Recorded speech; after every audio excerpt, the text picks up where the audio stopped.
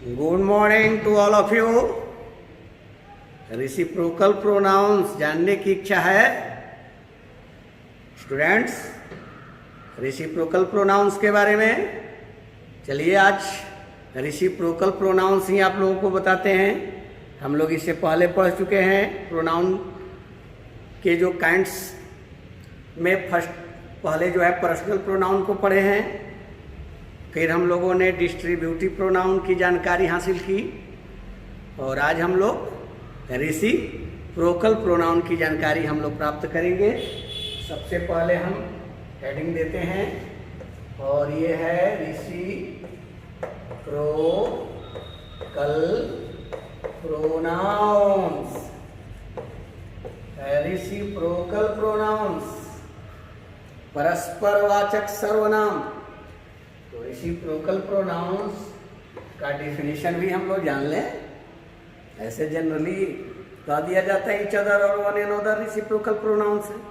हम लोग डेफिनेशन जरा देखें कि रेसिप्रोकल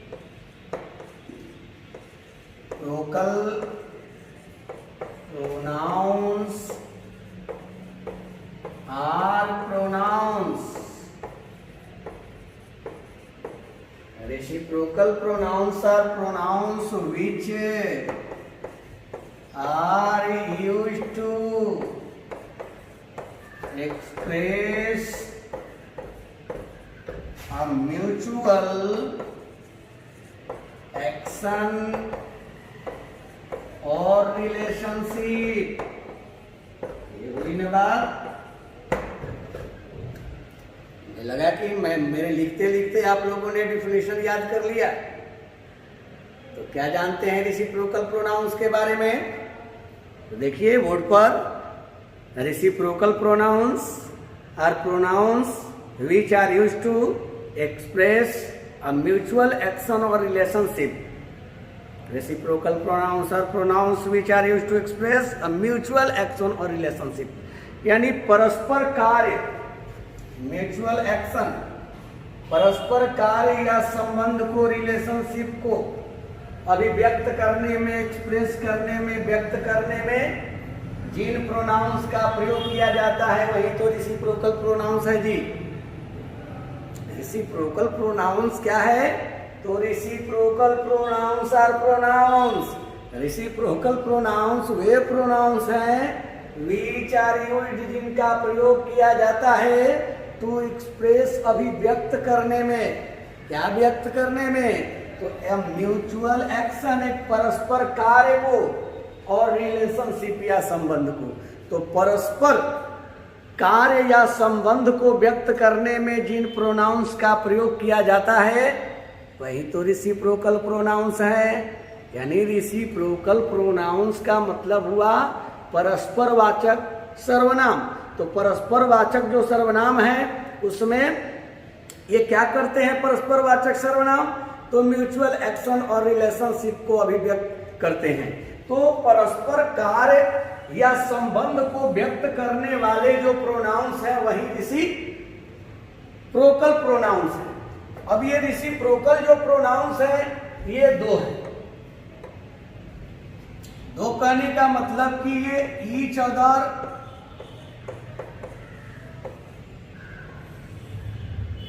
एंड और दूसरा है वन एनोदर।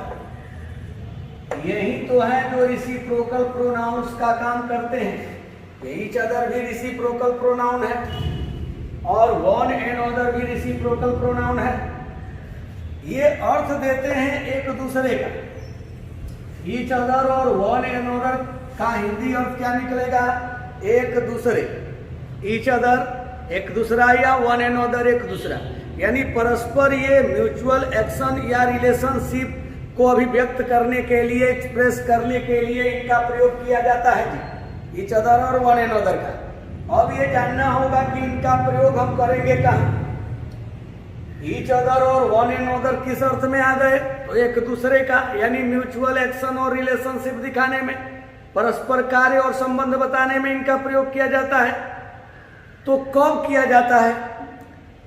देखिए इस विषय पर ग्रामेरियंस के बीच में मतांतर भी है। अब कई अगर ग्रामर को पढ़ेंगे तो उसमें अलग अलग लोग अपना अपना मत दिए हैं ईच अदर और वन एंड अदर के लिए। से हम लोग बीच वाला रास्ता लेकर चलते हैं। किसी ने कहा कि ईच अदर और वन एंड अदर में कोई डिफरेंस नहीं है, वो कहीं भी लगेगा, दो के लिए भी, दो से अधिक के लिए भी। एक और जो है ग्रामेरियन की टोली है, वो कहती है नहीं नहीं, ईच अदर का प्रयोग जो है दो से अधिक के लिए और वन एंड अदर दो के लिए होता है। तब तक तीसरा एक जो है कि ग्रामर की किताब में वर्णित है कि नहीं, ईच अदर का प्रयोग दो के लिए और वन एंड अदर का प्रयोग दो से अधिक के लिए। अब फंस गए ना हम। कहा गया है मुंडे मुंडे मतिर भिन्ना, जानते हैं ना, मुंडे मुंडे मतिर भिन्ना। जैसे सब लोगों ने अपने अपने ढंग से चिड़िया की बात का अर्थ निकाला था। आप ये कहानी सुने होंगे कि एक चिड़िया पेड़ पर बैठी थी और वो चहचहा रही थी, बोल रही थी। तो एक पहलवान जी थे, वो कहे कि ये चिड़िया कह रही है डंड मुंड कसरत। तो वहीं पर एक पंडित जी थे, वो कहे नहीं नहीं पहलवान जी, वो चिड़िया कह रही है राम लक्ष्मण दशरथ। तब तक वहीं पर एक बनिया जी भी थे, वो कहे कि नहीं नहीं पंडित जी और पहलवान जी, आप लोगों की बात सही नहीं है।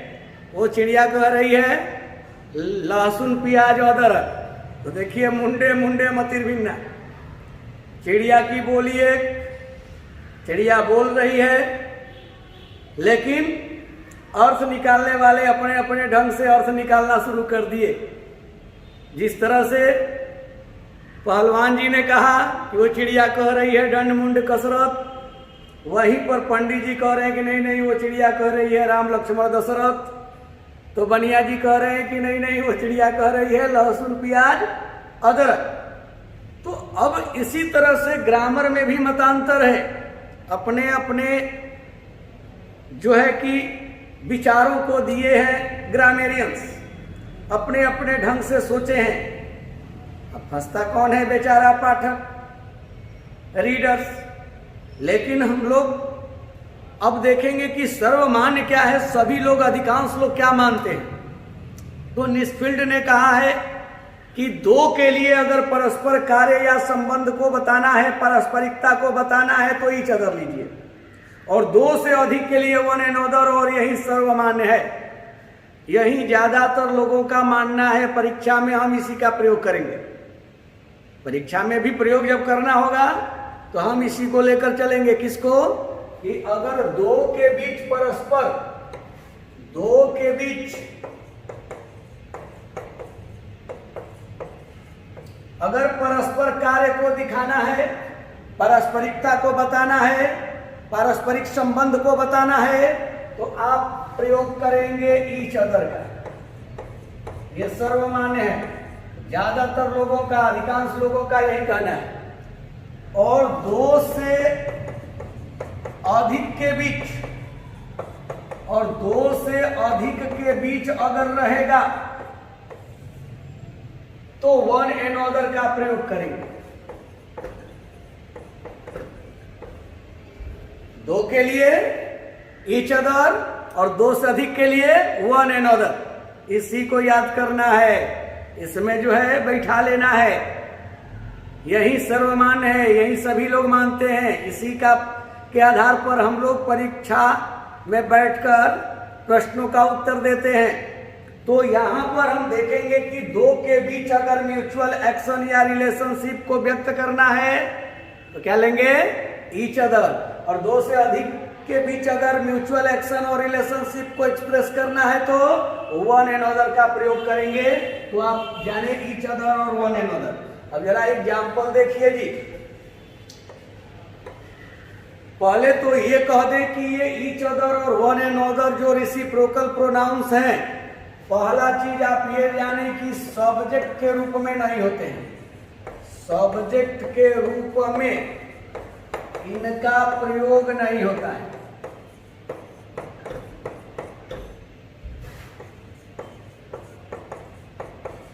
नहीं होता है। ये अपने दिमाग में क्लियर कर लें कि सब्जेक्ट के रूप में ईच अदर और वन एंड अदर कभी नहीं आएगा।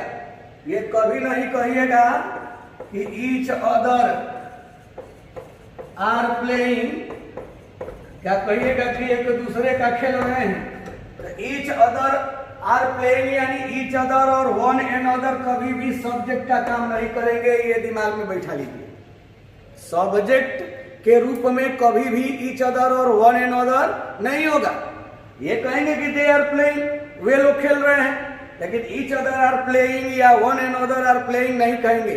यानी ईच अदर और वन एंड अदर कभी भी सब्जेक्ट का काम नहीं करते हैं, ये दिमाग में बैठा लेना है। इस बात को क्या कि सब्जेक्ट के रूप में हम ईच अदर और वन एंड अदर का प्रयोग यानी रेसिप्रोकल प्रोनाउंस का प्रयोग नहीं करते हैं। तो किस रूप में करते हैं? तो देखिए रेसिप्रोकल जो प्रोनाउंस, रेसिप्रोकल प्रोनाउंस समझ गए ना, ईच अदर और वन एंड अदर। तो रेसिप्रोकल प्रोनाउंस का प्रयोग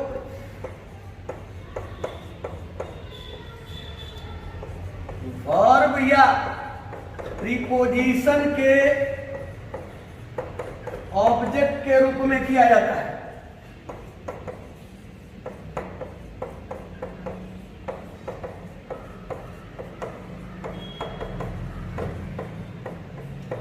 अब देखिए वर्ब का या प्रीपोजिशन का,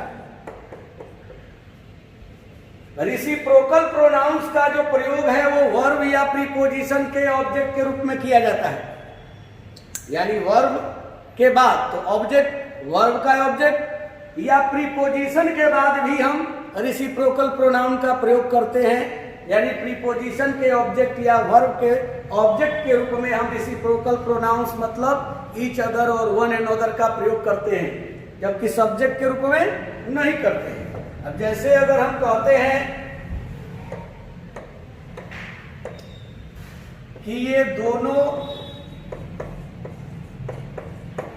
लड़के एक दूसरे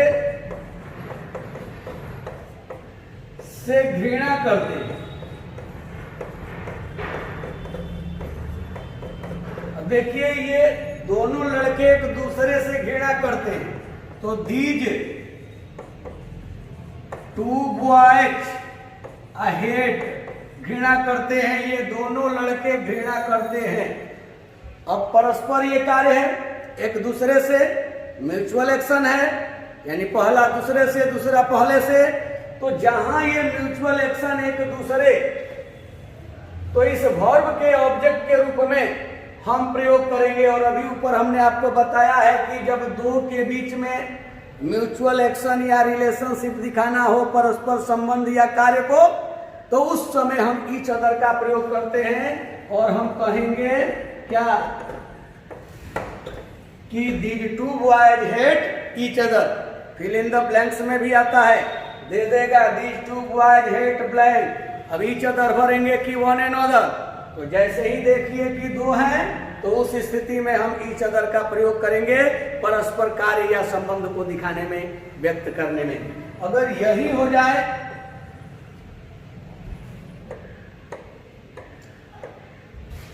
कि ये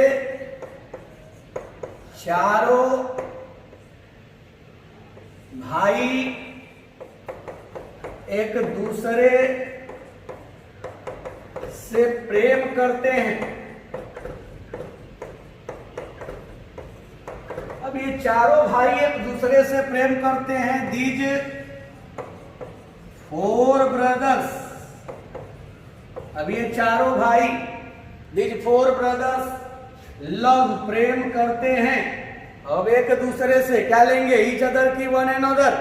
तो जैसे ही देखें ये फोर है यानी दो से ज्यादा, तो दो से अधिक के लिए जब म्यूचुअल एक्शन या रिलेशनशिप दिखाना हो तो वन एंड अदर का प्रयोग करेंगे। तो ये क्या हुआ? These four brothers love one and other, एक दूसरे से प्रेम करते हैं। तो देख रहे हैं कि ये वर्ब के ऑब्जेक्ट के रूप में, यहाँ ये जो वर्ब है इसके ऑब्जेक्ट के रूप में रेसिप्रोकल प्रोनाउंस का प्रयोग हुआ है। और रेसिप्रोकल प्रोनाउंस का जब प्रयोग किया गया है, वर्ब के ऑब्जेक्ट के रूप में किया गया है यहाँ पर, तो ये भी ध्यान दिए कि दो की स्थिति में ईच अदर और दो से अधिक की स्थिति में वन एनोदर। मैंने कहा कि प्रीपोजिशन प्लस ऑब्जेक्ट भी हो सकता है, यानी प्रीपोजिशन के बाद, और ये भी जानते हैं कि प्रीपोजिशन के बाद आने वाला ऑब्जेक्टिव केस होता है, इसलिए हम कह रहे हैं प्रीपोजिशन के ऑब्जेक्ट। तो प्रीपोजिशन के ऑब्जेक्ट के रूप में भी प्रयोग करते हैं, यानी प्रीपोजिशन भी लगा हो तो आप ईच अदर वन एनोदर का प्रयोग कर सकते हैं, रेसिप्रोकल प्रोनाउंस का प्रयोग कर सकते हैं, कोई दिक्कत नहीं है। लेकिन यही ध्यान दें कि दो के लिए ईच अदर और दो से अधिक के बीच अगर म्यूचुअल एक्शन या रिलेशनशिप दिखाना है तो वन एनोदर। अब देखिए कैसे, यदि हम कहते हैं कि राम और सोहन एक दूसरे से बात किए,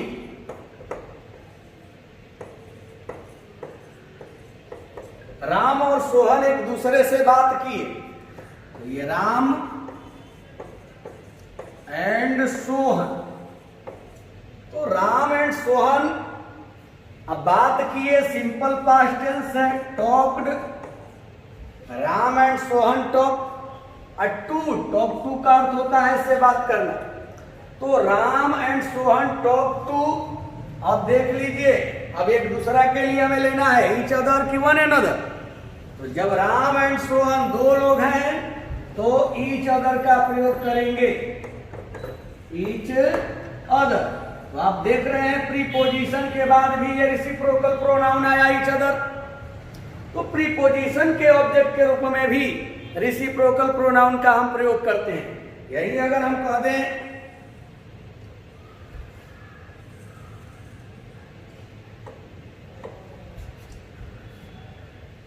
सीता, अनीता और संध्या एक दूसरे पर हंसती है, एक दूसरे पर हंसती है। कौन? तो सीता, अनीता और संध्या एक दूसरे पर हंसती हैं। और यहां हम ले रहे हैं सीता कॉमा अनीता एंड संध्या। अब हंसती हैं लोग, तो ये हुआ Sita, Anita and Sandhya love at. अब बताइए, एट प्रीपोजिशन हो गया और हंसती है, तो यहां क्या लेंगे? ईच अदर एक दूसरे के लिए लेंगे कि वन एंड अदर लेंगे? तो यहां देखिए सीता, अनीता और संध्या तीन हो गए, तीन हो गए तो हम किसका प्रयोग करेंगे? वन एंड अदर का, वन एंड अदर का प्रयोग करेंगे हम। तो हम जो प्रयोग किए वो किसका? वन एंड अदर का प्रयोग किए। तो आपने देखा कि यहां पर Sita, Anita and Sandhya love at one and other. One and other क्यों लगा एक दूसरे के लिए? वन एंड अदर इसलिए लगा क्योंकि दो से अधिक है, और दो से जब अधिक होंगे तो उस स्थिति में म्यूचुअल एक्शन या रिलेशनशिप को दिखाने के लिए, म्यूचुअल एक्शन या रिलेशनशिप को दिखाने के लिए वन एंड अदर का प्रयोग करते हैं दो से अधिक के लिए। और यहाँ दो से अधिक है, सीता, अनीता और संध्या तीन हो गए, तीन हो गए तो यहाँ पर वन एंड अदर लगा। या ऊपर दो थे तो उस समय ईच अदर का प्रयोग किया गया था। तो ये आप ईच अदर और वन एंड अदर का प्रयोग आज देखें, फिर से जो है दिमाग में आप बिठा लीजिए क्या कि दो के बीच अगर परस्पर संबंध या कार्य दिखाना है तो ईच अदर, और अगर दो से अधिक के बीच में अगर पारस्परिकता को व्यक्त करना है, परस्पर कार्य को या संबंध को दिखाना है, म्यूचुअल एक्शन या रिलेशनशिप को अभिव्यक्त करना है, तो वन एंड अदर का प्रयोग करते हैं। Thank you.